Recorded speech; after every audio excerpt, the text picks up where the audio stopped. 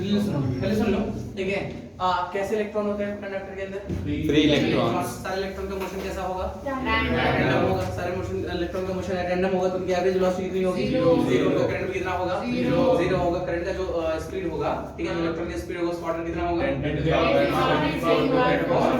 ठीक है। और अगर हम उसमें इलेक्ट्रिक फील्ड लगा दिया, पोटेंशियल लगा दिया, सारे इलेक्ट्रॉन क्या हो जाएंगे? अलाइन हो जाएंगे ना। अलाइन लाइन का पाथ कैसा होगा? स्ट्रेट लाइन का मोशन कैसा होगा? एक्सेलरेटेड। ठीक, तो उनकी वेलोसिटी क्या होगी?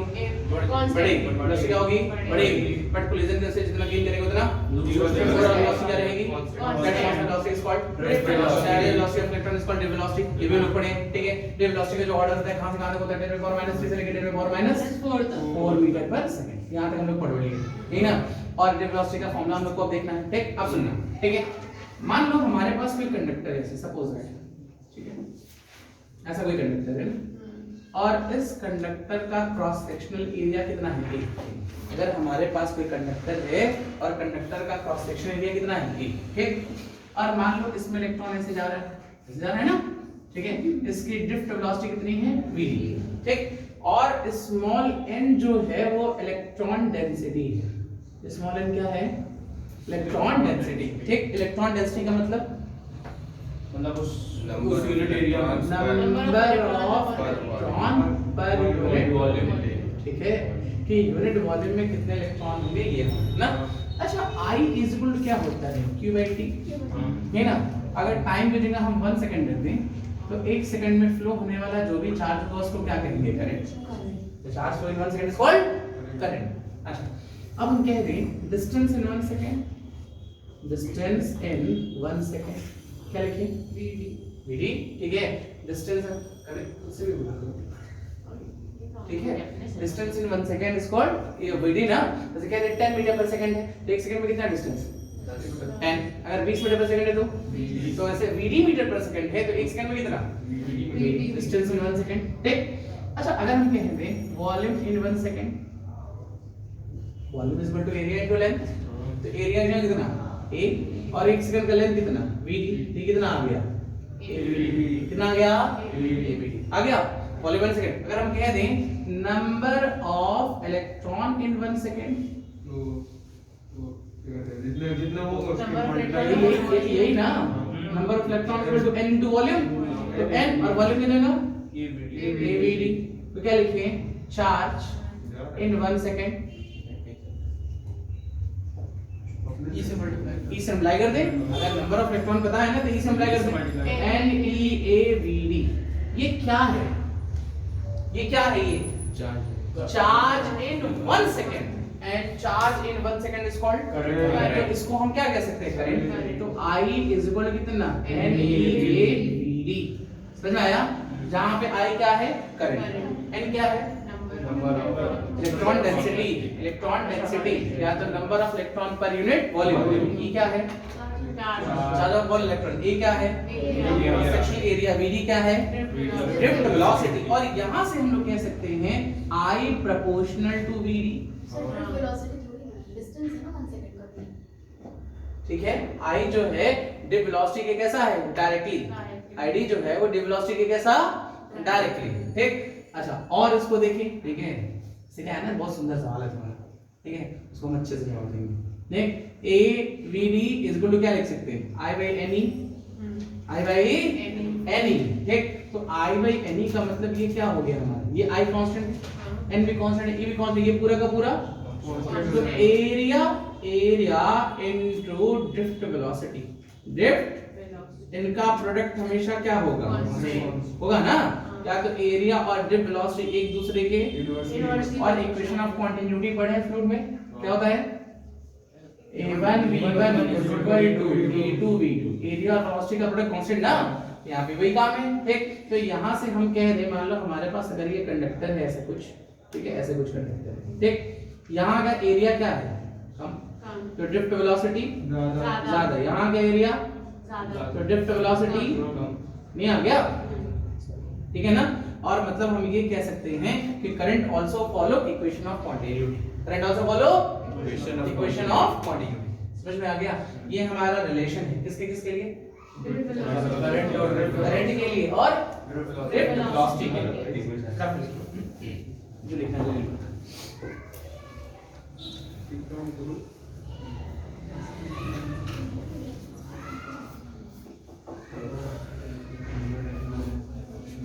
तक इसका देखो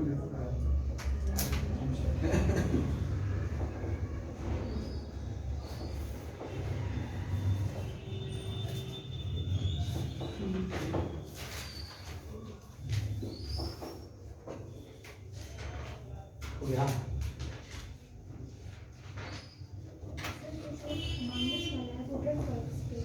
हाँ ये वेलोसिटी कॉर्ड है, वो स्पीड था। ठीक है, क्या कहते थे तुम बेटा? नहीं क्या नाम तुम्हारा? क्या के जमाना हम सोचा अच्छा है, बगल वाले का नाम ले रहे हैं।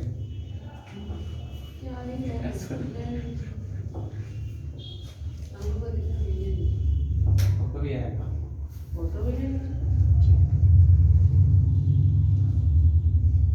अब तुम फेमस हो जाओगे। मैं लोग को फेमस नहीं होगा। सही बात है, सिंगिंग काफी है।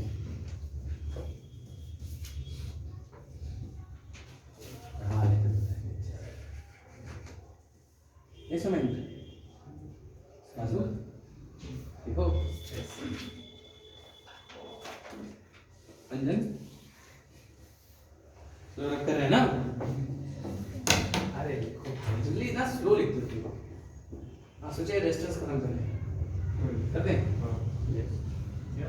हमारा तो जाना है ना 10 मिनट और है। नहीं है कुछ इम्पोर्टेंट लोग हैं, कुछ पीएम सीएम डीएम, ठीक है सारे हैं। चलो रख कर देते हैं। सुनो चलिए लिखो। अच्छा डे वेलोसिटी के बाद क्या है? Ohm's law. उसके पहले एक टॉपिक और पढ़ लेते हैं। कौन सा? Current density. लिखिए current density, current density, current density, current density. ठीक है करंट डेंसिटी ना, करंट डेंसिटी। ठीक है करंट डेंसिटी क्या होता है? Current per unit area. Unit area से पास होने वाला जो करंट होता है उसी करंट को क्या कहेंगे? Current density. ठीक। अच्छा बात बताओ, जैसे डेंसिटी क्या बताता है? यही ना। तो करंट जैसे मास में अगर हम डेंसिटी पूछें तो क्या लिखोगे? मास अपॉन वॉल्यूम, क्योंकि मास पूरे वॉल्यूम में होता है। अगर हम रॉड के लिए मास डेंसिटी पूछें तो क्या लिखोगे? अगर किसी रॉड के लिए बहुत पतला हां तो उसके लिए मास डेंसिटी पूछेंगे क्या लिखेंगे? मास पर यूनिट लेंथ। है ना। अगर थिन शीट के लिए पूछें तो ठीक। और अगर हम किसी क्यूबॉइड के लिए पूछे तो है ना, ये क्या है? लीनियर मास डेंसिटी है। ये क्या है? Surface mass density. और ये वॉल्यूम मास डेंसिटी ना। करंट में हम क्या लें? एरिया। करंट में एरिया ही क्यों लें? कंडक्टर में 4 सरफेस। हाँ जो कंडक्टर होते हैं उसमें 4 सरफेस पे होगा तो करंट भी कहाँ होगा? सरफेस पे। और करंट सरफेस पे होगा तो उस पे क्या होगा? एरिया। तो क्या लिखेंगे हम लोग कि current density J is equal to कितना? I by E। लिखेंगे ना कि जैसे मान लीजिए कि ये हमारा ऐसा कुछ सरफेस एरिया जिसका A है और करंट हमारा ऐसे जा रहा है। ठीक है तो J की वैल्यू कितनी होगी? I by E। आ गया। ठीक। इसका करंट के डायरेक्शन में इसका एरिया वेक्टर किधर होगा? इधर ही होगा। ठीक। एरिया वेक्टर जो है करंट के डायरेक्शन में है ना। लेकिन अगर ये चीज ऐसे अगर आ गया, ऐसे आ गया ना, ठीक, तो इसका करंट हमारा ऐसे आ रहा है, एरिया वेक्टर नीचे आएगा, आएगा ना। तो इसको तोड़ दें, ये कितना थीटा, तो ये कितना एक cos थीटा, और इधर कितना। और जब भी करंट डेंसिटी निकालेंगे हमेशा एरिया वो लेंगे जो करंट के डायरेक्शन में हो। तो क्या लिखेंगे? जे की जगह आई ए cos थीटा। ये भी आ गया ना। एक चीज और, इसका यूनिट बोलिए फटाफट। तो दिख रहा है एम्पियर पर मीटर स्क्वायर। समझ आया? अब एक चीज और बताओ, ये जो करंट डेंसिटी है ये करंट डेंसिटी स्केलर है या वेक्टर? वेक्टर। क्यों वेक्टर? क्योंकि मल्टी डायरेक्शन डिपेंडेंट है। स्केलर का तुम्हें कैसे? अरे भाई बस बहुत सिंपल सी बात पूछ रहे हैं। करंट डेंसिटी जो है ये स्केलर की वेक्टर है तो वेक्टर ही है, ये तो श्योर है। क्यों वेक्टर है? Scalar product plus current density. हाँ? सर करंट की scalar product of current density. Current में डायरेक्शन होता है क्या? बिल्कुल है, डायरेक्शन अभी पढ़े हम लोग, कल ही पढ़े हैं, डायरेक्शन है लेकिन चेंज हो रहा है, वेक्टर एडिशन नहीं लग रहा है, डायरेक्शन होते हुए भी क्या मानना है। मान लो हमारे पास कोई ये एरिया है, ठीक, एरिया को छोटा करते जाए, छोटा करते जाए, छोटा करते जाए, ठीक है, तो बहुत स्मॉल एरिया में जो करंट होगा या करंट पर यूनिट एरिया होगा, इसी तो कर रहे हैं करंट डेंसिटी। और स्मॉल एरिया के लिए, बहुत इनफाइनाइट स्मॉल एरिया के लिए करंट में डायरेक्शन होगा कि नहीं सर वो पता नहीं, वो बस इतना हाँ या ना बिल्कुल होगा। हम कह रहे हैं ना कि एक बड़ा सरफेस है, हो सकता है इधर इधर इधर इधर इधर इधर आ जाए, आता कि नहीं। लेकिन अगर किसी इनफाइनाइट छोटे, बहुत छोटे से ना टेंड्स टू जीरो ऐसे हम एरिया की बात करते हैं, तो उस कंडीशन में हमारा डायरेक्शन होगा और उस करंट का डायरेक्शन होगा ना, और वही डायरेक्शन हमारा किसका होगा, करंट डेंसिटी। बस नहीं, इसलिए ये हमारा करंट जबकि स्केलर है लेकिन करंट डेंसिटी कैसा है, वेक्टर, क्योंकि करंट डेंसिटी कभी भी डिफाइन करते हैं तो वो किसी छोटे से एरिया के लिए डिफाइन कर लेते हैं। बस नहीं, कभी भी करंट डेंसिटी डिफाइन करेंगे तो किसके लिए डिफाइन करेंगे, छोटे एरिया के लिए। इसलिए हमारा करंट स्केलर है, फिर भी हमारा जे क्या है, वेक्टर। लिख लीजिएगा, J is a vector, J is vector. एक चीज और, आई इज इक्वल टू क्या लिख सकते हैं, J cos theta, I is equal to J, और इसको ऐसे लिख सकते हैं क्या, देखिए जे डॉट ए, कह सकते हैं ना। यहां से करंट का डेफिनेशन क्या आएगा, the scalar product of current density and area is called current. ये भी डेफिनेशन आ गया, rate of flow of charge is called current, या scalar product of current density and area is called current. और current density हमारी कैसी quantity है, vector quantity है। क्यों वेक्टर क्वांटिटी है, बहुत छोटे एरिया के लिए डिफाइन किया गया, और छोटे एरिया में करंट का डायरेक्शन होगा तो करंट डेंसिटी का भी डायरेक्शन होगा। और जब भी करंट डेंसिटी निकालेंगे तो हमेशा एरिया वो लेंगे जो क्या होगा, करंट के डायरेक्शन। समझ गए, फटाफट लिखो, जल्दी लिखो, बस वो ओपन कर दो तो बाहर से। अब मुकुट तुम ही बंद कर दो, रहने दो, बैठो।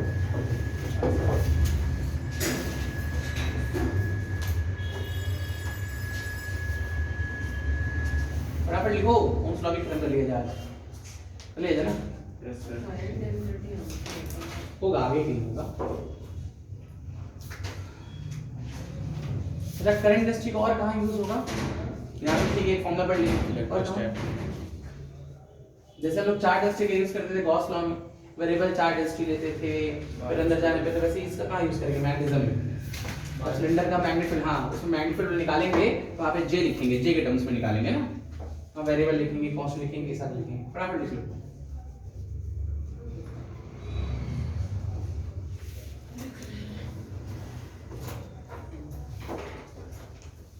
वो कहाँ है, क्या नाम है उसका, सॉरी क्यों क्यों कहाँ,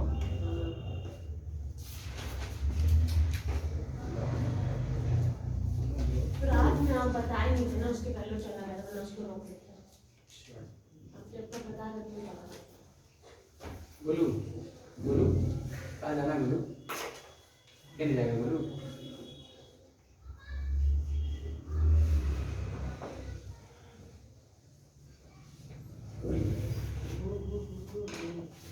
आज आज कौन सा दिन है, संडे, रविवार।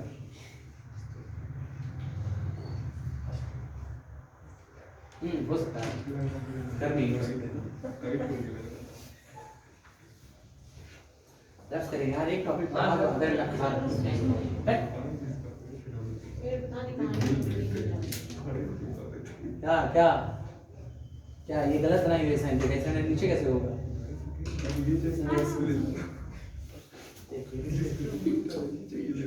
अरे अरे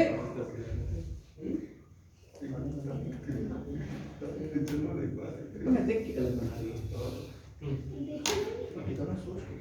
हो गया। चलो देखो नेक्स्ट ओम्स लॉ, या एक लाइन लिख लो। अच्छा एक चीज और है, देखो दो वेक्टर का ही तो प्रोडक्ट लेते करना, स्केलर आ रहा है, यहाँ से ये भी देखते ना, ये वेक्टर है और ये भी क्या है, वेक्टर।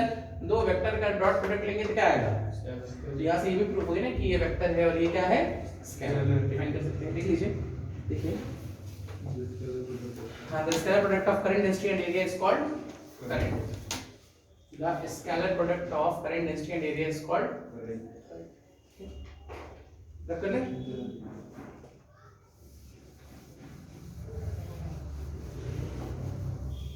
चलिए फिर सुनिए, अब क्या टॉपिक पढ़ ले? Ohm's law. ठीक है, ओम्स लॉ। ओम्स लॉ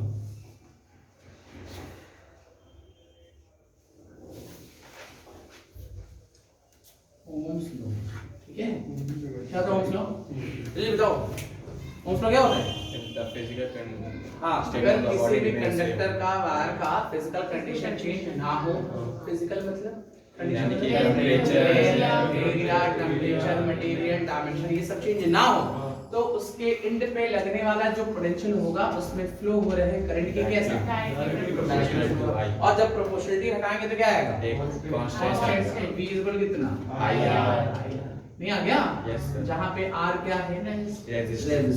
ठीक है, रेजिस्टेंस। ठीक, लिख लीजिए if physical condition of wire या conductor remains constant ब्रैकेट में, that is length, area, temperature, material, dimension, etc. ठीक है, then ये लिख लो बस, V proportional to I is equal to I, then this। ठीक है, R रेजिस्टेंस है ना। अच्छा एक चीज और बताओ, मान लो हम ग्राफ बनाते हैं ना, ठीक है, हम V और I के बीच में ग्राफ बनाए, कैसे ग्राफ बनेगा? स्ट्रेट लाइन बनेगा। क्या ओरिजिन से? बिल्कुल ओरिजिन से तो आएगा, ऐसे आएगा ना। तो इस ग्राफ का अगर हम स्लोप निकाल लें तो slope is d y by dx, d y by तो dv बाई di, और हर पॉइंट पे स्लोप कैसा है? और dv बाई di को क्या लिख सकते हैं? r, नहीं ना। स्लोप कांस्टेंट है तो रेजिस्टेंस भी, तो इसको कौन सा रेजिस्टेंस कहेंगे? Static resistance. ठीक है, और जो सर्किट ओम्स लॉ को फॉलो करता है उस सर्किट को क्या कहेंगे? Ohmic circuit. तो ये हमारा कैसा है? ओमिक सर्किट ना। और जो सर्किट ओम्स लॉ को फॉलो नहीं करता है उसका नॉन ओमिक सर्किट के लिए कैसा ग्राफ? कुछ भी नहीं ना। हर डिवाइस का अपना अलग अलग होगा ना, बल्ब अलग होगा, फैन का अलग होगा ना। इसमें अगर हम स्लोप निकाल लें तो फिर से स्लोप क्या आएगा? dv बाई di, और ये कांस्टेंट है क्या? ये हर कांस्टेंट के लिए क्या है? वैरी कर रहा है। ठीक, तो इसके रेजिस्टेंस को क्या कहेंगे? वेरिएबल। ठीक है, वेरिएबल रेजिस्टेंस। और हमारा जितने भी सर्किट हैं वो कोई ओम्स लॉ फॉलो करता है नहीं। ये सब कैसे कैसे है? आइडियल केसेस है ना। ओम्स लॉ परफेक्टली कोई भी हमारा फॉलो नहीं करता है। ठीक है, प्रैक्टिकली ये हमारा कैसा सर्किट कह रहे? नॉन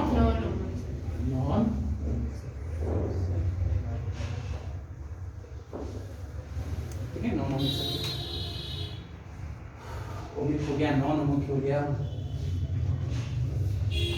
ठीक, फिर लिखिए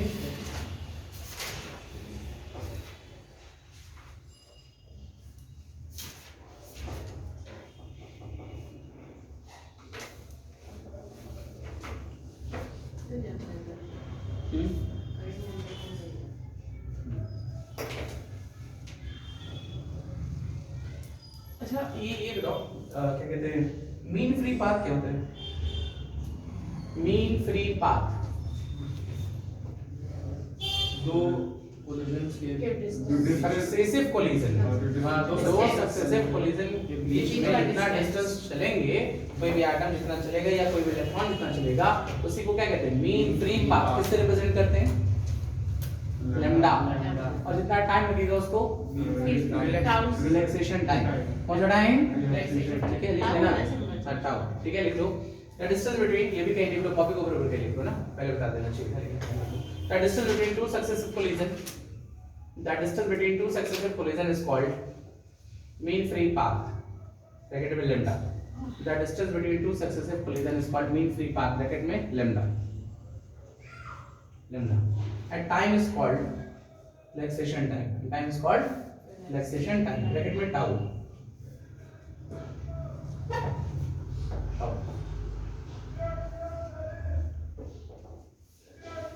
हो गया? ठीक है, अच्छा फॉर्मूला याद है रिलैक्सेशन टाइम?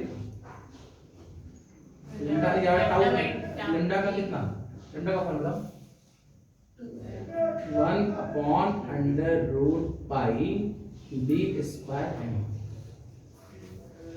ठीक है, d जो होता है वो क्या होता है? डायमीटर। किसी एटम की बात करें ना, और n क्या है? नंबर ऑफ एटम पर unit volume, number of atom per unit. और एटम की बात करें तो एटम लगा दिए, इलेक्ट्रॉन की बात करें तो क्या लगा देंगे, इलेक्ट्रॉन। ठीक है, क्या करते हैं Ohm's law on basis of drift velocity, Ohm's law on basis of drift velocity, Ohm's law on basis of drift velocity क्या हो गया, ठीक है, Ohm's law on basis of drift velocity, ठीक है, Ohm's law on basis of drift velocity। तो simple बता दो ना, अगर किसी भी कंडक्टर में हम पोटेंशियल लगा दें, क्या लगा दें, पोटेंशियल, तो उसमें एक्सेशन आएगा, एक्सेशन कितना आता है, अरे QE by M, electric field में एक्सेशन तो ये आता है ना QE by M, पर यहाँ पर किस पे एक्सेशन, इलेक्ट्रिक फील्ड लगा रहे हैं इलेक्ट्रॉन्स पे, इलेक्ट्रॉन दिए कितना आएगा E upon M, चार्ज की जगह किसका चार्ज, इलेक्ट्रॉन का चार्ज। अच्छा फिर बता दो इनिशियल वेलोसिटी कितनी होती है, 0। अब अगर एवरेज वेलोसिटी की बात करें तो इनिशियल एवरेज कितना होता है, 0। हम लोग सेकंड इक्वेशन ऑफ मोशन से जानते हैं S इक्वल कितना, UT प्लस हाफ।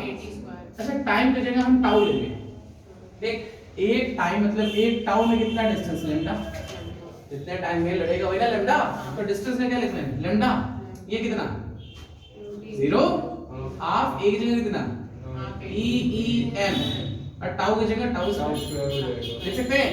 अच्छा एक टाउ को नीचे भेज देगा, lambda by tau is equal to half E upon कितना m टाउ, लिख सकते हैं। और ये क्या है, VD, d velocity, distance upon time, d velocity ना। और हम लोग अभी पढ़े थे रिलेशंस को, वन मान लेना, I इज इक्वल टू क्या पढ़े थे, NEA कितना VD, क्या लिखे NEA VD की जगह लैम्डा बाय टी, नहीं ये पूरा ना, ठीक है, E टाउ अपॉन कितना 2m, देख सकते हैं ना, ठीक आया, क्या लिखे I is equal to N E square A tau upon 2m, ठीक है, इनटू E, ठीक। और माने E इज इक्वल क्या होता है, V बाय D, कंडक्टर का लेंथ क्या मानना है L, तो E की जगह क्या लिख सकते हैं V बाय L, ये क्या लिख सकते हैं V by L, N E square A tau upon 2m, इसके जगह V बाय L, तो V इज इक्वल टू लिख सकते हैं क्या, V की जगह 2ml अपॉन N E square A tau into कितना आ गया I, नहीं आ गया, ये पूरा का पूरा क्या है, देखो m क्या है, मास, किसका, इलेक्ट्रॉन का, इलेक्ट्रॉन की बात कर रहे हैं ना। L क्या है, L क्या है, number of electron per unit volume, E क्या है, चार्ज ऑफ इलेक्ट्रॉन, A क्या है, टाउ क्या है, रिलेक्सेशन टाइम, ये क्या मान ले R ना, तो V इज इक्वल टू नहीं आ गया, और R की वैल्यू हमारी आ गई 2ml upon Ne square A into कितना, नहीं आ गया, ठीक। ये हमारा पूरा डिस्टेंस का फॉर्म आ गया, m 2ml upon Ne square tau, लिख लीजिए फटाफट लिखिए। और यही सर आपका रो का वैल्यू भी हो जाएगा उसी में।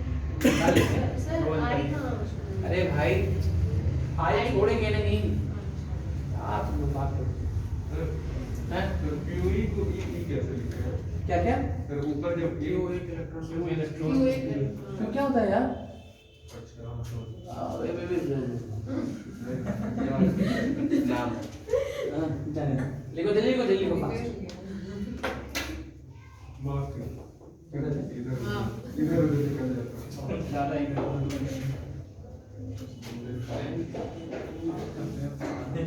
ज्यादा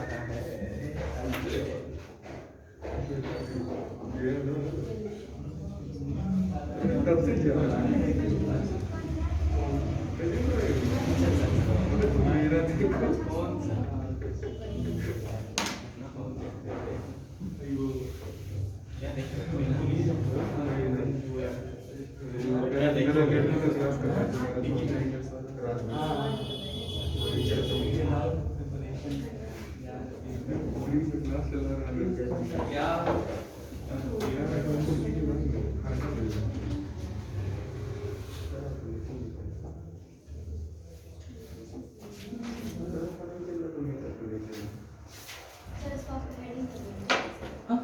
Ohm's law on basis of drift velocity. Ohm's law on basis of drift velocity.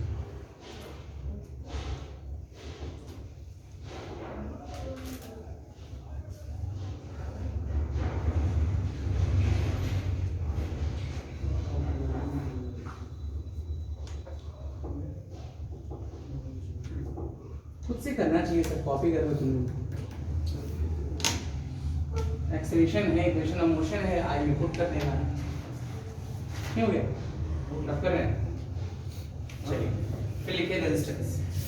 Resistance resistance resistance ना, रेजिस्टेंस कुछ अपने से करना मत, चोरी करना।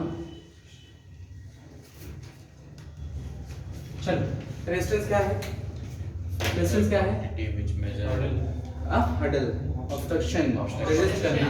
ठीक, जो भी करंट के फ्लो में या चार्ज के पाथ में जो भी ऑब्स्ट्रक्शन आता है उसी ऑब्स्ट्रक्शन को क्या कहते हैं? रेजिस्टेंस। नाम में दिख रहा है रेजिस्ट, ठीक है, रोकना। ठीक, और ये रेजिस्टेंस किसकी वजह से आएगा? Due to collision of electron. लिखिए the opposition in flow of current और resistance is called resistance. The opposition in flow of current और flow of electron is called resistance. The opposition in flow of current or electron is called resistance. ठीक है, it's called resistance. ठीक है, it's called resistance. लिख लो, yeah. It arises due to collision. It arises due to collision. It arises due to collision. It arises due to collision. इसकी वजह से होगा ये collision, है ना? फिर लिखिए properties of resistance. Properties of resistance, ठीक है। अच्छा, अब प्रॉपर्टीज ही ध्यान से समझो, ठीक है, प्रॉपर्टीज ही मेन है ना। सबसे पहला पॉइंट हमारा ये है, यहीं से फॉर्मूला ये बेसिक है ना, ठीक। यहाँ से हमको दिखाई दे रहा है कि जो रेजिस्टेंस है वो लेंथ के क्या है, ठीक। जितना ज्यादा लेंथ होगा रेजिस्टेंस की वैल्यू उतनी ही ज्यादा। क्यों ऐसा होगा सर? क्योंकि जब लेंथ ज्यादा होगा कोलिजन ज्यादा ज्यादा चलेगा, एनर्जी लॉस होगा, ऑब्स्ट्रक्शन आएगा ना, ठीक। तो ज्यादा कोलिजन तो रेजिस्टेंस ज्यादा। पहले लिखो R प्रोपोर्शनल टू L, ठीक है, उसमें लिखो R प्रोपोर्शनल टू L, ठीक है, उसमें लिखो as length increases number of collision increases resistance increases, ठीक है। फिर दूसरी बात, ठीक है, दूसरा हमारा रेजिस्टेंस जो होता है वो एरिया के कैसा, क्यों? क्योंकि एरिया ज्यादा होगा तो कोलिजन कम होगा। हाँ, इलेक्ट्रॉन जनरली कहाँ मूव करेंगे? सरफेस पे। सरफेस का एरिया ज्यादा होगा तो इलेक्ट्रॉन दूर दूर रहेंगे। इलेक्ट्रॉन दूर होंगे तो कोलिजन कम होगा, तो रेजिस्टेंस कम हो जाएगा ना, कोलिजन का रेजिस्टेंस कम। लिखिए, ठीक है, ये लिख लो R proportional to 1/A, R proportional to 1/A, ठीक है, R प्रोपोर्शनल टू 1/A, ठीक। उसमें लिखो as area increases, as area increases, there is more space for motion of electron, so number of collision decreases, resistance also decreases, हो गया, ठीक। तीसरा, resistance किस पे, टेम्परेचर पे डिपेंड करेगा। टेम्परेचर ज्यादा होगा तो रेजिस्टेंस ज्यादा, टेम्परेचर कम तो रेजिस्टेंस। ऐसा क्यों? क्योंकि जब टेंपरेचर हाई होगा तो कोलिजन रिलैक्सेशन टाइम कम होगा, ठीक है, ये रिलैक्सेशन टाइम कम तो R की वैल्यू ज्यादा। यहाँ से कह सकते हैं टेम्परेचर ज्यादा तो इसकी वैल्यू फास्ट चलेंगे, ज्यादा लगेंगे, धक्का देंगे तो ये वैल्यू ज्यादा होगी ना। और कुछ काइनेटिक एनर्जी बढ़ जाएगी, इससे क्या होगा? कोलिजन एक मिनट, ये मेटल है, ये इलेक्ट्रॉन है ना, इलेक्ट्रॉन है ना, ठीक। चलो हम गर्म कर दिए, अब क्या हो रहा है? इलेक्ट्रॉन ज्यादा वाइब्रेट करेंगे, इलेक्ट्रॉन की काइनेटिक एनर्जी बढ़ गई, एटम से भी वाइब्रेट वो ठीक है, कोलाइड इलेक्ट्रॉन की वेलोसिटी बढ़ गई ना, तो ये एक ही की बढ़ी क्या? सबकी बढ़ी ना, तो फिर से एटम से भी कोलिजन होने लगेगा। हाँ, सबकी वेलोसिटी बढ़ेगी तो ओवरऑल एक दूसरे के रेफरेंस में तो उतनी ही वेलोसिटी रहेगी ना। इसकी 10 थी, अभी भी 10 है, ठीक। इसमें बढ़ा तो ये 20 हो गया, तो ये भी कितना होगा? तो चेंज तो दोनों में सेम आ रहा है ना, तो आपस में कोलिजन नहीं, जो एटम रुके हुए थे, ठीक है, वो भी वाइब्रेट करने लगेंगे, ठीक। और वो एटम अगर वाइब्रेट करेंगे तो इलेक्ट्रॉन से कोलिजन क्या हो जाएगा? बढ़ जाएगा। इलेक्ट्रॉन के पाथ में ऑब्स्ट्रक्शन ज्यादा, ठीक है, इसलिए रेजिस्टेंस की वैल्यू ज्यादा। तो फिर से बोल रहे हैं, टेम्परेचर बढ़ेगा तो एनर्जी बढ़ेगी। जो एटम बहुत स्लो वाइब्रेट कर रहे थे उनका वाइब्रेशन और तेज हो जाएगा, तो इलेक्ट्रॉन के पाथ में क्या होगा, और ऑब्स्ट्रक्शन आएगा, इसलिए रेजिस्टेंस की वैल्यू बढ़ जाएगी। देखिए as temperature increases vibration of atom increases which creates more opposition, inflow of electron, that's why resistance increases,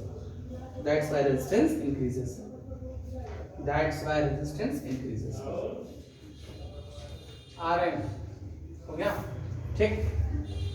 अब क्या लिखें, RT इसका फॉर्मूला क्या होता है, RT is equal to R01 plus alpha T, लिख सकते हैं ना।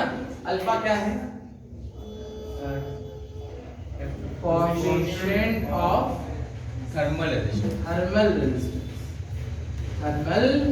रेजिस्टेंस, ठीक है। जो लीनियर एक्सपेंशन में पढ़ते हैं वो क्या होता है, कोएफिशिएंट ऑफ लीनियर एक्सपेंशन, सुनते हैं ना कि L final is equal to L01 plus alpha beta T, पढ़ते हैं ना। ये अल्फा क्या होता है, कोएफिशिएंट ऑफ लीनियर एक्सपेंशन, और ये अल्फा क्या है, कोएफिशिएंट ऑफ थर्मल रेजिस्टेंस, ठीक है। और इसका जो ऑर्डर होता है, इस वाले अल्फा का ऑर्डर क्या होता है, 10 के पावर -5 पर डिग्री सेल्सियस ना। इसका जो ऑर्डर होता है 10 के पावर -2 पर डिग्री सेल्सियस, नहीं आ गया ठीक। ये हमारा टेम्परेचर के साथ वेरिएशन हो गया, ठीक है। फटाफट लिखिए,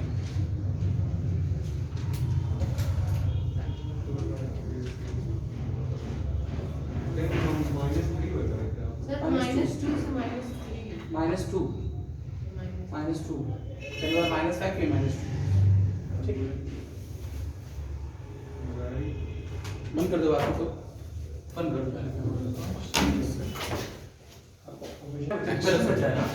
सुनो, टेम्परेचर बढ़ेगा तो रेजिस्टेंस बढ़ेगा, टेम्परेचर कम होगा तो रेजिस्टेंस कम होगा, चलिए ठीक है, इतनी बात समझ लीजिए। अच्छा ऐसे सिंपल सी बात देखते जाओ, ऐसे कि टेम्परेचर बढ़ रहा है तो रेजिस्टेंस की वैल्यू बढ़ रही है, टेम्परेचर घट रहा है तो रेजिस्टेंस भी घटेगा, ठीक है सर। अब टेम्परेचर, हाँ ठीक है, टेम्परेचर घटेगा रेजिस्टेंस घटेगा ना। अगर यही चीज हम रेजिस्टेंस और टेम्परेचर में ग्राफ बना लें, ठीक है, केल्विन में ले रहे हैं, ठीक। तो जैसे जैसे हमारा टेम्परेचर कम होगा वैसे वैसे रेजिस्टेंस की वैल्यू कम होते होते किसी एक टेम्परेचर पे ये ग्राफ यहाँ ड्रॉप हो जाएगा, ठीक।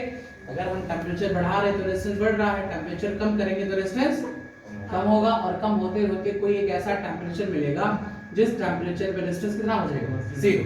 उस टेम्परेचर को हम लोग क्या कहते हैं, क्रिटिकल टेम्परेचर। क्या कहते हैं, क्रिटिकल टेम्परेचर। वो मिनिमम टेम्परेचर जिस पे किसी बॉडी का रेजिस्टेंस 0 हो जाता है, उसी टेम्परेचर को क्या कहते हैं, क्रिटिकल टेम्परेचर, ठीक है। और उस समय जो हमारा मटेरियल है वो मटेरियल क्या बन जाएगा, मैसेज नहीं, ठीक। इसमें कोई हमारा रेजिस्टेंस नहीं होगा, ठीक है। लिखो, देखिए पहले ग्राफ बना होता है, देखो देखो एस बन गया graph. As temperature decreases, resistance decreases. As temperature decreases, resistance decreases. Resistance decreases, and at certain temperature, resistance becomes 0. And at certain temperature, resistance becomes 0. Then temperature is called critical temperature. Temperature is called critical temperature, and material is called superconductor. ठीक है, material is called superconductor, हो गया। अच्छा एक चीज और, ठीक है, अगर यही किसकी बात, ठीक है, अगर हम सेमीकंडक्टर की बात करें, और सेमीकंडक्टर सुनना, सेमीकंडक्टर इनिशियली क्या होता है, इंसुलेटर।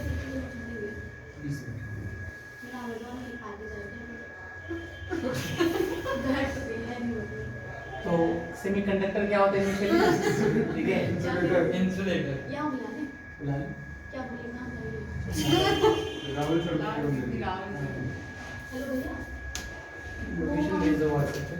ट्यूशन पे है तो आप लाड़ी की जा सकते हैं, वहाँ पे देखिए चलिए, आप लाड़ी के चौराहे पे आइए, विदा प्रेस वाला जो चौराहा पड़ता है ना, चलो सुनो, हाँ हाँ अंदाजा काफी है। ठीक है आपका भी काफी है। मेरा ठीक है भैया और ये वाला हमें और देखिए कुछ ये तो मुझे पता होता है घर वाले क्यों कुछ टेढ़ा मेढ़ा करते रहते हैं। सुनो ठीक है, सेमीकंडक्टर क्या होता है सुनो ध्यान से, ठीक है। इनिशियली कैसा होता है इंसुलेटर, ठीक है। अगर इंसुलेटर होगा तो रेजिस्टेंस क्या होगा मैक्सिमम होगा, लेकिन अगर इसको हीट करते हैं तो ये क्या बन जाता है कंडक्टर, क्या बन जाता है कंडक्टर। और इस समय इसका रेजिस्टेंस कैसा होगा मिनिमम। ये टेंपरेचर बढ़ना ऐसे बड़ा होगा ना कि सेमीकंडक्टर में कैसे इलेक्ट्रॉन होते हैं वीकली वीकली बॉन्डेड इलेक्ट्रॉन होते हैं। और वीकली बॉन्डेड इलेक्ट्रॉन हैं तो जैसे ही हम उसको टेंपरेचर देंगे वो वीकली बॉन्डेड क्या हो जाएंगे फ्री, और फ्री हो जाएंगे वो चले जाएंगे ना। तो वैसे ही अगर इनिशियली सेमीकंडक्टर देखा जाए तो वो इंसुलेटर है, टेंपरेचर बढ़ने में क्या बन गया कंडक्टर, पहले रेजिस्टेंस ज्यादा था रेजिस्टेंस कम है, तो टेंपरेचर यहां रेजिस्टेंस क्या हुआ डिक्रीज, टेंपरेचर बढ़ने पे रेजिस्टेंस बढ़ता है, लेकिन यहाँ टेम्परेचर का बढ़ने पे रेजिस्टेंस तो उसका जस्ट केस कैसा है उल्टा है। इसलिए सेमीकंडक्टर के रेजिस्टेंस को क्या कहते हैं नेगेटिव रेजिस्टेंस। मैसेज नहीं, सेमीकंडक्टर के रेजिस्टेंस को क्या कहते हैं नेगेटिव रेजिस्टेंस। और सेमीकंडक्टर के लिए अल्फा की वैल्यू कैसी होती है समझ में आया, सेमीकंडक्टर के लिए अल्फा की वैल्यू कैसी होगी नेगेटिव होगी, समझ गए। लिखिए as temperature increases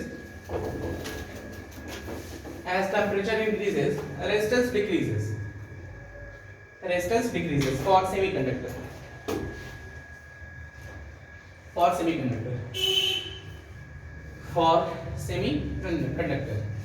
that's why its resistance is called negative resistance. Negative resistance and value of alpha is negative.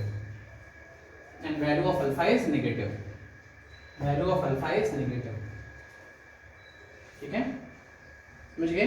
Alpha की वैल्यू क्या होगी नेगेटिव, समझ गए। अच्छा, तो जो रेजिस्टेंस है कितने पे डिपेंड किया, लेंथ पे, एरिया पे, टेम्परेचर पे, और चौथा और क्या है डायमेंशन, मटेरियल पे लिखो ना, रेजिस्टेंस डिपेंड्स ऑन मटेरियल, ठीक है, रेजिस्टेंस डिपेंड्स ऑन मटेरियल हो गया। रेजिस्टेंस चौथा point, resistance depends on material, ठीक है। पांचवा डायमेंशन, ठीक है, रेजिस्टेंस डिपेंड्स ऑन डायमेंशन, ठीक है, हो गया। डायमेंशन कहने का मतलब हाँ, जो लेंथ होगा कौन सा लेंथ लेंगे जो करंट के पैरेलल हो, लेंथ वो लेंगे जो करंट के पैरेलल, और एरिया वो लेंगे जो करंट के परपेंडिकुलर। देखिए length is parallel to current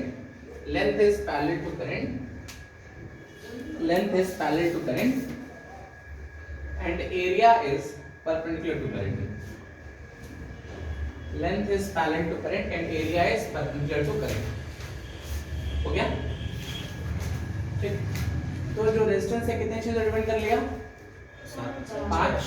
पांच ना, क्या लेंथ, एरिया, टेम्परेचर, मटेरियल और डायमेंशन। और डायमेंशन कहने का मतलब जो भी हमारा लेंथ होगा वो हमेशा करंट के कैसा मटेरियल जो होगा करंट के परपेंडिकुलर, समझ गए इतना, ठीक है। चलिए नेक्स्ट लिखिए, एक क्वेश्चन कर लेंगे, ठीक है। अच्छा मान लो हम चाहें कि एक ऐसा हम वायर बनाएं, ठीक है, जिसका टेम्परेचर बढ़ाने पे रेजिस्टेंस में चेंज ना हो, कैसे होगा, बना सकते हैं क्या कि कोई एक ऐसा वायर बनाएं जिसका टेम्परेचर बढ़ाने पे रेजिस्टेंस चेंज ना हो, बना सकते हैं कैसे सर? टेम्परेचर बढ़ाने पे एरिया बढ़ेगा तो रेजिस्टेंस कांस्टेंट हो जाएगा, उसी हिसाब से करना पड़ेगा। और कुछ हम ऐसा भी ले सकते हैं कि एक सेमीकंडक्टर ले ले, कंडक्टर ले ले, है ना, एक कंडक्टर ले लो और एक कंडक्टर का अगर लेंगे तो रेजिस्टेंस क्या होगा बढ़ेगा, और सेमीकंडक्टर का और एक में जितना बढ़ रहा है उतना ही दूसरे में घट जाए, तो ओवरऑल वैल्यू क्या रहेगा। लेकिन इन द गिवन फिगर, ठीक है, in the given figure if resistance remains constant on increasing temperature, then find relation between rho 1 rho 2 alpha 1 and alpha 2, relation between rho 1 rho 2 alpha 1 alpha 2, rho 1 rho 2 alpha 1 and alpha 2, ठीक है। दोनों conductor identical हैं, both are identical, both are identical, ठीक है, both are identical, ठीक है, both are identical, हो गया। एक चीज और समझ गए ये चीज, ठीक है। एक पहले समझ, लिख लो बता रहे, ठीक है। एक चीज और हमें बता दो, ठीक है, इस क्वेश्चन से पहले हमें ये बता दो रेसिस्टिविटी क्या होती है। रेसिस्टिविटी, स्पेसिफिक रेजिस्टेंस, रेसिस्टिविटी कह लें या तो स्पेसिफिक रेजिस्टेंस कह लें, क्या होता है ये?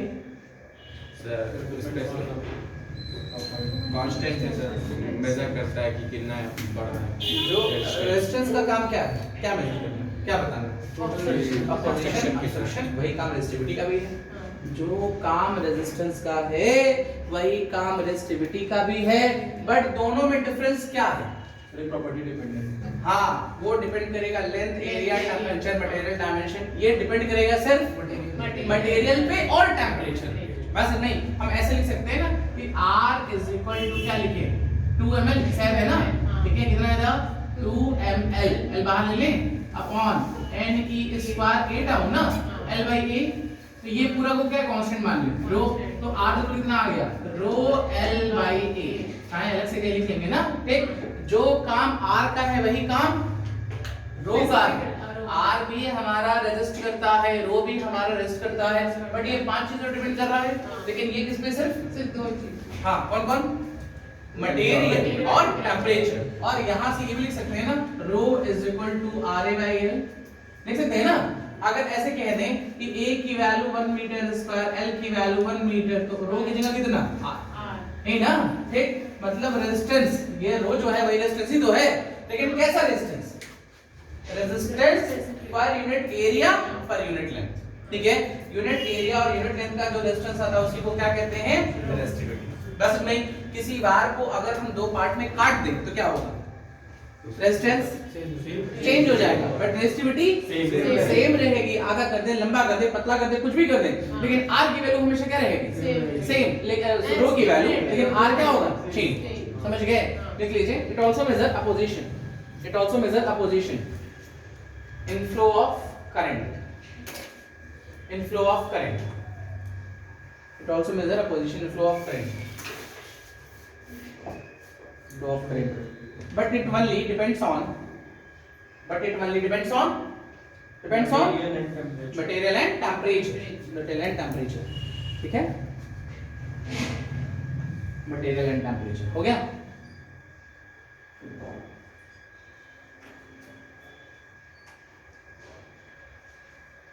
ठीक है, चलो ये क्वेश्चन देखो, समझ गया? यहाँ तक समझ गया ना? अच्छा, हमारे पास कितने रॉड हैं? 2। दोनों रॉड कैसे हैं? आइडेंटिकल। पहले रॉड का स्पेसिफिक रेजिस्टेंस या रेजिस्टिविटी रो 1 है, दूसरे का रो 2 है, और अल्फा 1 अल्फा 2 कोएफिशिएंट ऑफ यहाँ पे लीनियर एक्सपेंशन। क्वेश्चन में ठीक होता तो थर्मल रेजिस्टेंस वाला पढ़े ना भी, लेकिन यहाँ पे अल्फा 1 अल्फा 2 क्या है? Coefficient of linear expansion. और क्वेश्चन में क्या बोले हैं? ठीक, क्वेश्चन में ये बोला ना, ये समझ गए क्या है? ठीक, क्वेश्चन में कहा टेम्परेचर बढ़ाने पे रेजिस्टेंस में कोई चेंज नहीं हो रहा। अगर ऐसा है तो चारों रिलेशन बताइए। ठीक, मतलब जितना इनिशियल रेजिस्टेंस होगा उतना ही फाइनल होगा। टेम्परेचर बढ़ाने पे रेजिस्टेंस में कोई चेंज नहीं आ रहा है ना, इतना इनिशियल उतना ही फाइनल। तो मान लीजिए इसका लेंथ कितना है? L, इसका एरिया कितना है? A, इसका भी लेंथ कितना है? L, एरिया कितना? A। बताओ पहले वायर का कितना resistance? Rho 1 L by A plus दूसरे का rho 2 L by A is equal to, ये कैसा रेजिस्टेंस है? इनिशियल। और जब हीट करेंगे तो लेंथ बढ़ेगा ना। L final is equal to क्या होता है?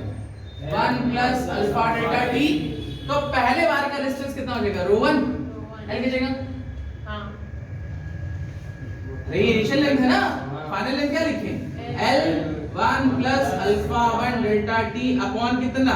A। अब प्लस क्या? रो 2 L upon A 1 plus alpha 2 delta T। आया?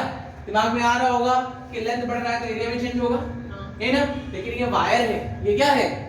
बार का एरिया बहुत पतला होता है ना, उसको इग्नोर कर सकते हैं, नेग्लिजिबल है, ठीक है। सब में ये समझ गए सब लोग, जितना इनिशियल रेजिस्टेंस है उतना ही फाइनल। हम लोग यहाँ पे ये वाला टर्म क्यों यूज कर रहे हैं, क्योंकि क्वेश्चन में अल्फा 1 अल्फा 2 क्या दिया है, कोएफिशिएंट ऑफ लीनियर एक्सपेंशन। सब में कैंसिल कर लेना, L by A L by A L by A L by A क्या बचा, rho 1 plus rho 2 is equal to multiply कर दें, rho 1 plus alpha 1 rho 1 delta t plus rho 2 plus rho 2 alpha 2 delta t, नहीं ना, तो rho 1 rho 2 से cancel हो गया और दोनों में कॉमन डेल्टा t, तो rho 1 alpha 1 plus rho 2 alpha 2 और इनटू डेल्टा t किधर भेज दें, जीरो में। ये हमारा रिलेशन आ गया, नहीं आया, देख लो। इसमें एक अल्फा पॉजिटिव, सोचो rho 1 rho 2 तो कभी नेगेटिव होगा नहीं, rho 1 rho 2 कभी नेगेटिव नहीं होगा ना, तो इनका देखो दो चीजों को जोड़ो, वो जीरो कब आएगा, एक नेगेटिव। अब rho 1 rho 2 नेगेटिव होगा नहीं तो बचा कौन, अल्फा 1 या तो अल्फा 2, या तो अल्फा 1 नेगेटिव होगा या तो अल्फा 2। तो एक का लेंथ बढ़ रहा है, एक का लेंथ घट रहा है।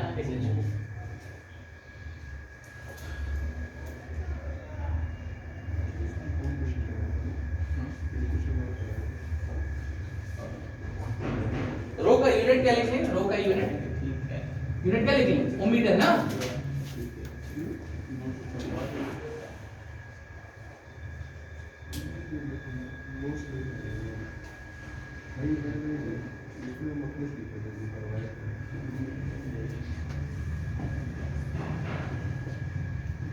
हो गया,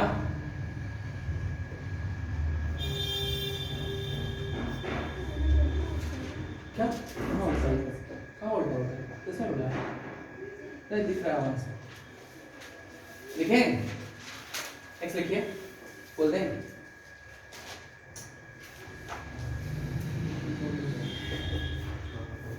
चल। कंडक्टिविटी क्या होती है, जो मेजर कर रहा है अलाउंस ऑफ, हाँ ये क्या मेजर करेगा, अलाउंस ऑफ करंट। आर क्या मेजर करता है, opposition of current, opposition current ना, ये अलाउंस ऑफ करंट तो C, इसकी वैल्यू 1 by r, जो प्रॉपर्टीज R होगी उसका उल्टा C होगा, जो प्रॉपर्टी R के साथ होगी उसका उल्टा क्या होगा, C। इसका यूनिट मो, ओम इनवर्स ना, ओम इनवर्स को और क्या कह सकते हैं, मो कह रहा है, मो, ठीक है। और इस कंडक्टिविटी में रेजिस्टेंस, और इसके एक और होता है स्पेसिफिक कंडक्टेंस, स्पेसिफिक कंडक्टेंस वो क्या होगा, सिग्मा ये कितना, है ना। R का उल्टा तो कंडक्टिविटी, रो का उल्टा तो स्पेसिफिक कंडक्टेंस, इसका यूनिट क्या होगा, ओम मीटर इनवर्स, जो भी है उसका उल्टा क्या हो जाएगा, ओम मीटर इनवर्स। जितनी प्रॉपर्टी हम लोग रेजिस्टेंस में था उसका जस्ट ये क्या हो गया उल्टा, कंडक्टिविटी हो गई और स्पेसिफिक कंडक्टेंस प्रॉपर्टी।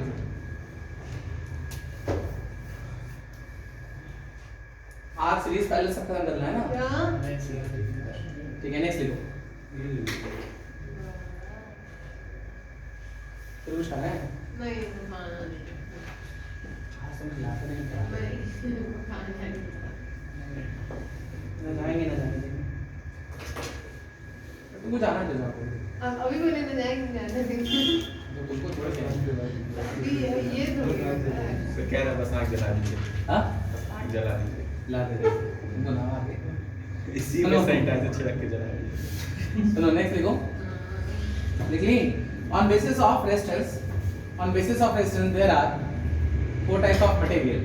रेजिस्टेंस के बेसिस पे कितने टाइप्स के मटेरियल होते हैं, 2 टाइप, 4, कौन कौन, conductor, insulator, semiconductor, super conductor.